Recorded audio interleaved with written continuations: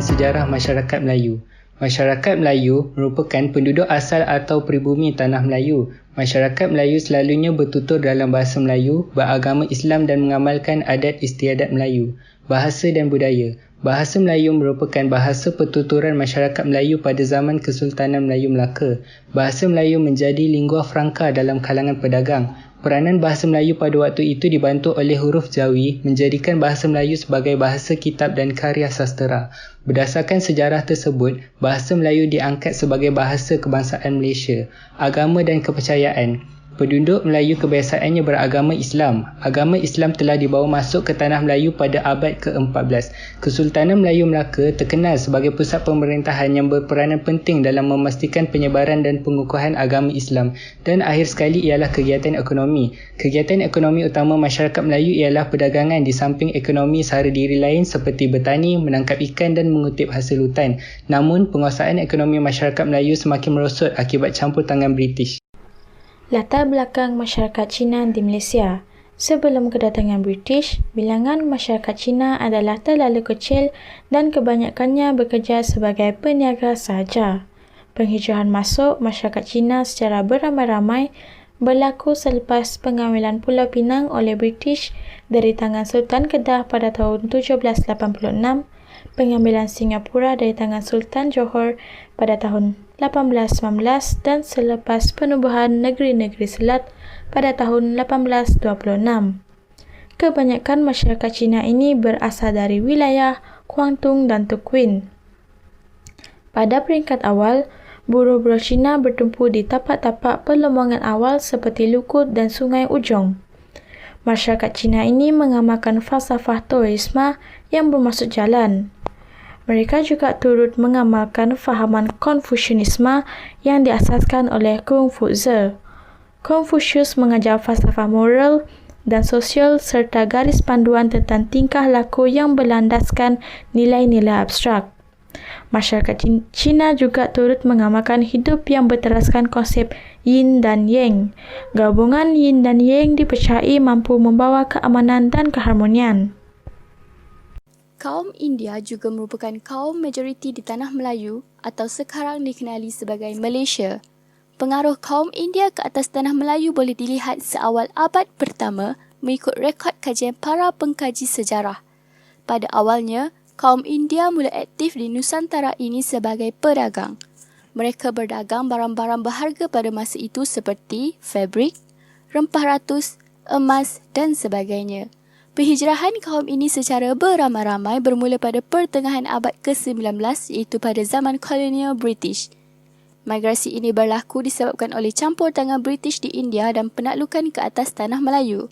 Mereka dibawa masuk sebagai buruh di kawasan perladangan. Orang Eropah menggunakan pengaruh politik mereka untuk membawa masuk buruh India melalui ejen yang dilantik di India. Antara faktor yang turut menyumbang kepada migrasi kaum ini ke tanah Melayu termasuklah penindasan terhadap wanita, peminggiran mengikut kasta yang membebankan mereka, serta tekanan daripada masyarakat India kelas pertengahan dan tinggi. Keadaan ekonomi juga memberi tekanan kepada mereka untuk migrasi ke tanah Melayu. Selain daripada itu, terdapat masyarakat Bumi Putera yang berbilang kaum wujud di negara Malaysia. Sejarawan telah mengkaji bahawa orang asal Sabah mulai dikesan dalam agaran 20,000 hingga 30,000 tahun dahulu. Terdapat artifak atau alat batuan yang ditemui yang menyokong kewujudan manusia awal. Contohnya Gua Madai dan Gua Batu Rong di Tasik Tingkayu berhampiran daerah Kunak dan Manseli Valley berhampiran Lahadatu.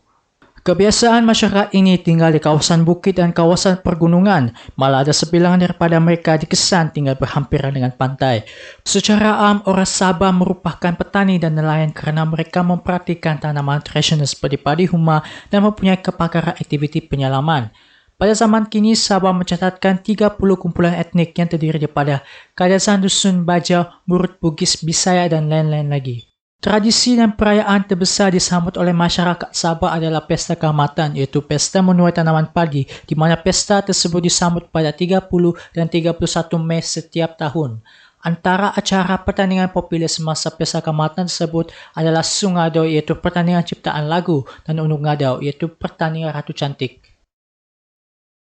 Sarawak merupakan negeri yang mempunyai bilangan penduduk paling ramai di Malaysia, iaitu seramai 2.07 juta orang. Bilangan penduduk yang ramai ini terdiri daripada sebanyak 27 etnik yang dikenali umum. Setiap etnik mempunyai bahasa, kebudayaan dan cara hidup tersendiri. Hal ini demikian kerana sebahagian besarnya adalah disebabkan penempatan etnik yang berbeza, seperti di pesisiran pantai, daerah pedalaman, kawasan tanah rata dan tanah tinggi. Corak penempatan penduduk yang berselerak di Sarawak menyebabkan kesukaran untuk berinteraksi dengan orang luar. Ini mendorong kelompok etnik untuk membentuk identiti kebudayaan masing-masing mengikut persekitaran. Namun begitu, budaya dan toleransi yang kukuh mewujudkan rasa hormat antara etnik dan kaum, justru dapat mengelakkan timbulnya isu perkauman. Etnik yang mempunyai bilangan paling ramai di Sarawak ialah Iban, diikuti oleh Melayu dan Cina. Antara etnik di Sarawak ialah Iban, Melayu, Teri, Cina, Bidayuh, Melanau, Kayan, Kenyah dan seterusnya. Antara cabaran kewujudan masyarakat majmuk di Malaysia adalah menafikan agama Islam sebagai agama rasmi negara.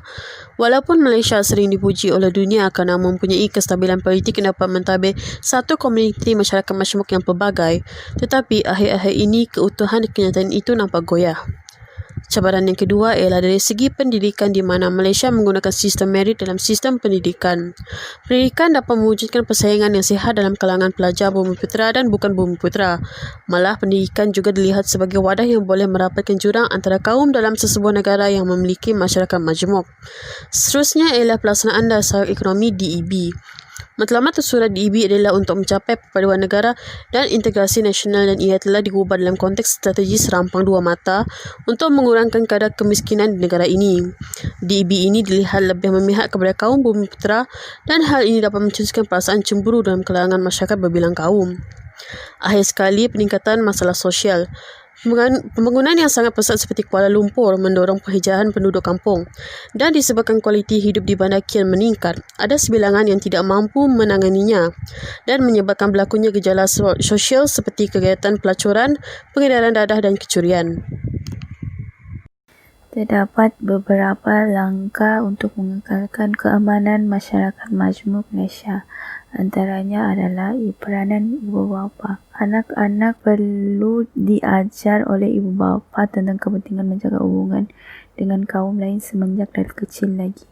Dan ibu bapa juga perlu lebih kerap berkomunikasi dengan jiran lain dengan bertanyakan kabar atau keadaan jiran kerana mereka adalah orang yang terdekat dengan kita. Dan seterusnya, institusi awam dan swasta seperti sekolah rendah, sekolah menengah, college dan universiti boleh memberikan tugasan berkumpulan yang melibatkan pelajar-pelajar dari pelbagai kaum dan mengadakan aktiviti-aktiviti seperti pertandingan yang boleh memperkenalkan lagi kaum-kaum lain dan melibatkan komuniti daripada pelbagai kaum. Dan seterusnya, pelajar-pelajar juga boleh diberikan kebebasan untuk berpakaian tradisi mereka ataupun pakaian daripada tradisi kaum lain supaya pakaian-pakaian tradisi di Malaysia lebih dikenali oleh pelajar ataupun orang lain. Amalan masyarakat itu juga salah satu langkah untuk mengekalkan keharmonian antara kalangan masyarakat berbilang kaum di Malaysia. Amalan masyarakat yang baik dapat mengamankan masyarakat majmuk di Malaysia. Keamanan masyarakat ini dapat dikekalkan dengan penglibatan pelbagai kaum dan setiap aktiviti yang diadakan dalam sesebuah komuniti. Di samping itu, media massa juga memainkan peranan penting dalam mengekalkan keharmonian dan keamanan antara masyarakat majmuk di negara kita.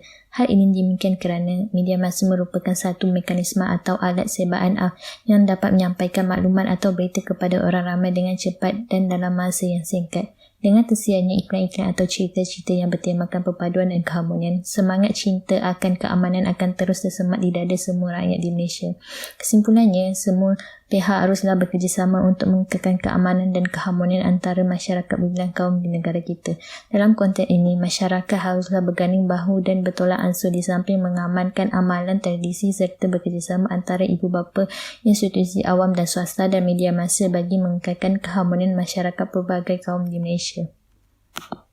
Simpulannya, Malaysia merupakan sebuah negara yang mempunyai pelbagai kaum dan bangsa, tidak seperti kebanyakan negara yang lain. Ini menyebabkan negara Malaysia menjadi sebuah negara yang sangat kaya dengan pelbagai adat resam dan budaya. Meraihkan hari perayaan kaum lain juga merupakan sesuatu yang normal di Malaysia. Malaysia juga tidak terlepas dari menghadapi cabaran sebagai satu negara yang mempunyai pelbagai kaum. Justeru itu, kita haruslah duduk semeja dan berbincang dengan sebaiknya supaya keharmonian antara bangsa dan kaum dapat dipelihara sebaiknya. Harapan saya untuk Malaysia ialah supaya dapat mengekalkan hubungan yang harmoni sesama kaum kerana hubungan antara bangsa dan kaum di Malaysia ini mungkin tidak wujud di negara lain.